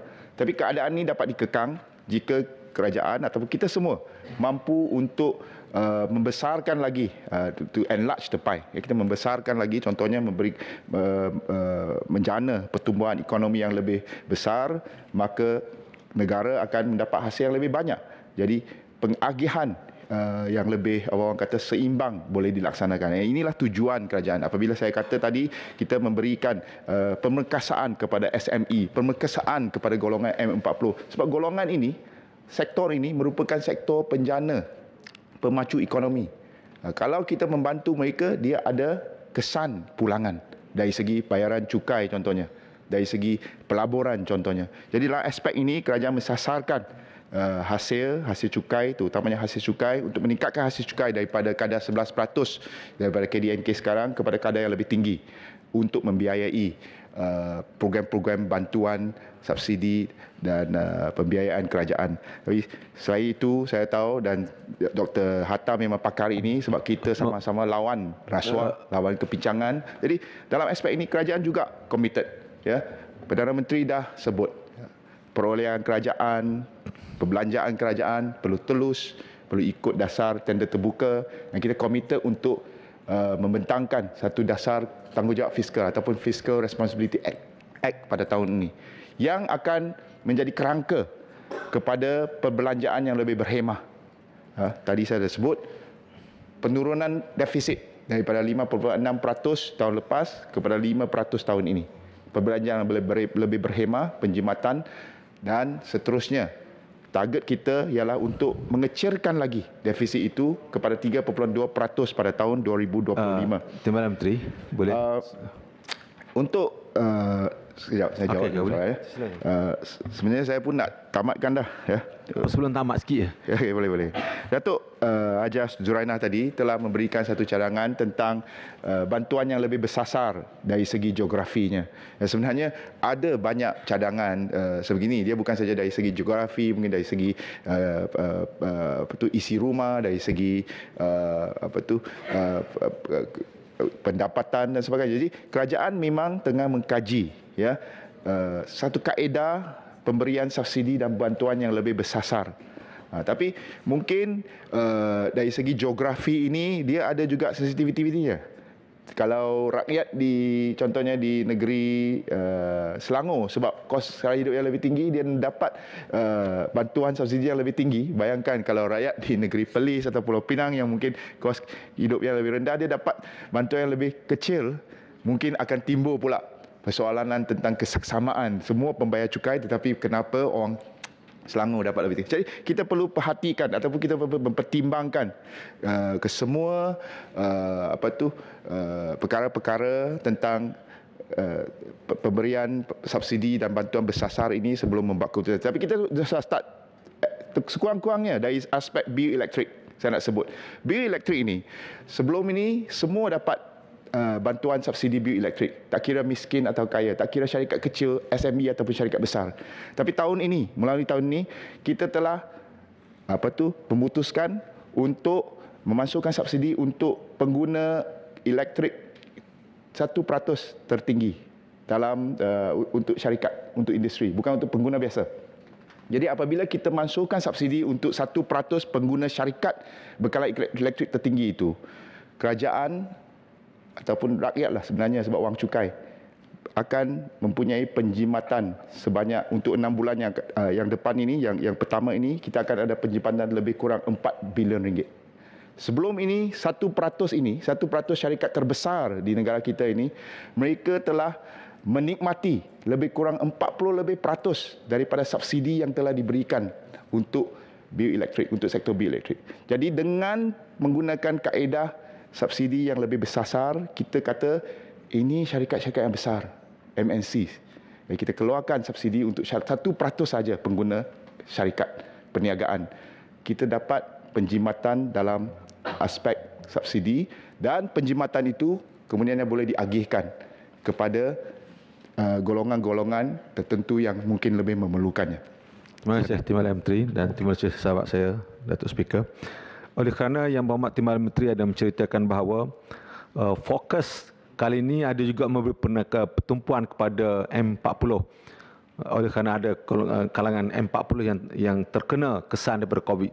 Itu benar. Kemudian saya mohon bertanya kepada Yang Berhormat Timbalan Menteri, golongan B40 perbandingan tahun lepas dengan tahun 2023 ada berapa peningkatan? Saya rasa mungkin oleh kerana bajet semakin besar, mungkin allocation tertentu sudah ada, allocation baru atau perkenalan lebih sikit kepada M40. Cuma B40 tu ada beza banyak mana antara yang dibantu pada tahun lepas, bajet 2022 dengan bajet 2023. Kalau dapat figure lah, insyaAllah. Figure serta-merta tidak dapat diberikan. Saya mohon pegawai untuk berikan secara bertulis. Tetapi untuk makluman, saya tidak rasa bantuan subsidi ataupun bantuan tunai kepada golongan B40 dikurangkan. Malah seperti yang saya sebut tadi, untuk program sumbangan tunai ramah sebenarnya dinaikkan. Dinaikkan bukan saja dari segi jumlah penerima, tetapi dinaikkan juga dari segi jumlah kuantumnya. Tadi dah sebut 2,500 tahun lepas kepada RM3,100 tahun ini, dan ada tambahan terutamanya kepada golongan miskin tegar. Jadi saya rasa tidak berbangkit isu bahawa pemberian kepada M40 akan mengurangkan pemberian kepada B40. Saya dah sebut tadi, sebenarnya kita boleh mengatasi ataupun mengembangi keadaan ini, keadaan trade-off ini dengan mengembangkan ekonomi kita. Dan itulah tujuan kita. Tujuan kita MOF melalui pembentangan bajet, kita nak selesaikan masalah infrastruktur asas untuk memberi kesan langsung kepada rakyat. Kita nak membina semula SME ataupun PMKS kita. Kita nak membina semula, memperkasakan semula golongan M40 kita. Tapi pada masa yang sama, kita nak memberikan perlindungan, kita nak memberikan bantuan. Dan bantuan ini bukan saja dari segi memberikan ikan, tetapi memberikan joran kepada golongan B40. Jadi semua saya percaya kalau kita bekerjasama dalam Dewan Yang Mulia ini, kalau pemimpin-pemimpin negara kita bekerjasama, bergembling tenaga, kerajaan, pembangkang, sektor swasta, NGO, masyarakat secara amnya, saya yakin dan percaya Malaysia mampu bangkit pasca pandemik ini menjadi sebuah negara yang kuat dengan ekonomi yang lebih baik. Maka rakyat Malaysia, tak kira kaum, agama, golongan pendapatan, kawasan, negeri, sama ada OKU atau sebagainya, akan menikmati kemakmuran negara secara bersama. Dengan itu, sekian, terima kasih. Finish, sudah habis. Ya, saya ingat nak sebelum terima kasih tadi. Saya nampak dah menghujungnya. Okey. Izinkan saya, Datuk Speaker. Sudah cukup masa lah, Baby. Sudah cukup masa. Saya dah bangun sebelum habis lagi. Timbalan Menteri lah. Timbalan Menteri boleh? Okey. Ringkaskan. Okey, spesifik saja. Dalam belanjawan yang lepas, saya dipahamkan ada peruntukan sebanyak 10 juta ringgit untuk kebudayaan dan bahasa ibunda, naskah Siam dan minoriti yang lain. Jadi saya nak tanya, saya pun telah bangkitkan dalam perbahasan saya, siapakah yang mentadbirkannya dan apakah syarat-syarat yang perlu dipatuhi untuk menggunakan 10 juta tersebut. Kalau tak dapat lisan pun tulis pun tak apa. Terima kasih. Saya rasa sudah jawab tu, Yang Berhormat.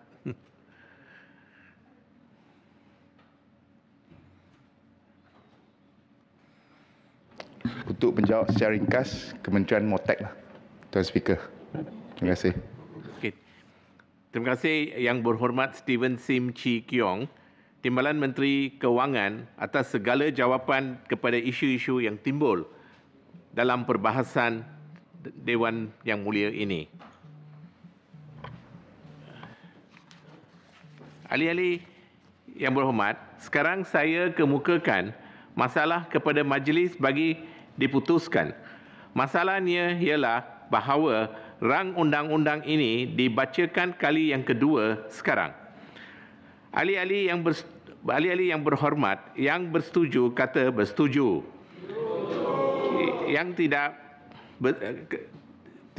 bersetuju kata tidak. Lebih suara yang bersetuju.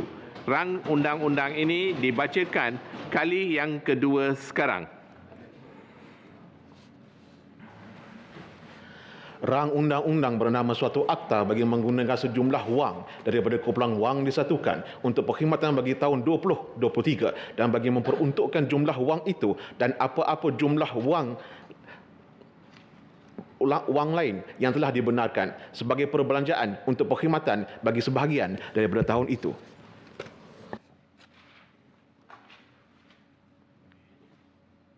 Bacaan kali ketiga. Tuan Yang di-Pertua, saya mohon memaklumkan bahawa rang undang-undang bernama suatu akta bagi menggunakan sejumlah wang daripada kumpulan wang disatukan untuk perkhidmatan bagi tahun 2023 dan bagi memperuntukkan jumlah wang itu dan apa-apa jumlah wang yang lain yang telah dibenarkan sebagai perbelanjaan untuk perkhidmatan bagi sebahagian daripada tahun itu telah dipersetujukan tanpa pindaan. Saya mohon mencadangkan bahawa menurut Peraturan Mesyuarat 53.2, rang undang-undang ini dibacakan kali yang ketiga dan diluluskan sekarang. Siapa yang menyokong? Saya menyokong rang undang-undang seperti yang dibacakan Yang di-Pertua. Okey, Timbalan Menteri menyokong. Masalahnya ialah bahawa rang undang-undang ini dibacakan kali yang ketiga dan diluluskan sekarang. Ahli-ahli yang bersetuju kata bersetuju. Yang tidak bersetuju kata tidak. lebih suara yang bersetuju. Rang undang-undang ini dibacakan kali yang ketiga dan diluluskan sekarang. Rang undang-undang bernama suatu akta bagi menggunakan sejumlah wang daripada kumpulan wang disatukan untuk perkhidmatan bagi tahun 2023 dan bagi memperuntukkan jumlah wang itu dan apa-apa wang lain yang telah dibenarkan sebagai perbelanjaan untuk perkhidmatan bagi sebahagian daripada tahun itu. Ahli-ahli yang berhormat, mesyuarat Dewan hari ini ditangguhkan sehingga jam 10 pagi hari Khamis 6 hari bulan April 2023. Untuk yang berhormat dan pegawai-pegawai kerajaan yang beragama Islam, selamat berbuka puasa.